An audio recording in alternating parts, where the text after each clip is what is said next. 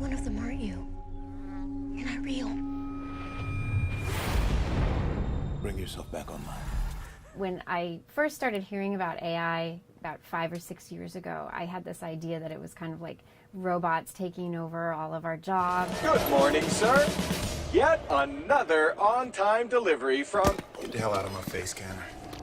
And kind of making all the decisions that, in the world. Yeah, I think the preconceived notion, I would say, is, artificial intelligence is a machine on two legs. We can rebuild him. We have the technology. The more foundational form of AI already is here. I would say artificial intelligence is like a big bucket. 3 broad areas where technology's capacity to recognize faces, recognize objects, and then the technology's capacity to understand and interpret voices. And the third is the written word. All of these are components that kind of come together. Imagining that artificial intelligence means a robot that can make decisions on its own, that would downplay the risks that already are, present now. When machines come in and make decisions, are they sort of reflecting back society's all existing bias, or are they creating and making new bias? There's actually very little regulation that addresses all of these different elements of artificial intelligence. How do you come up with a legal framework, a regulatory framework that doesn't stifle this technology, because there's a lot of potential? Are the existing laws and regulations enough?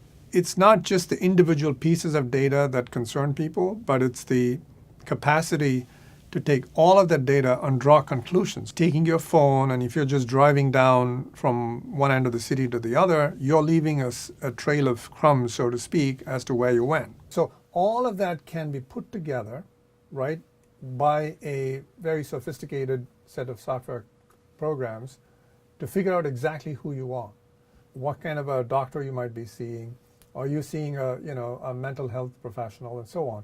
If, for example, you were seeking employment, what if the employer had this entire set of data to make an assessment? Maybe I should back it up.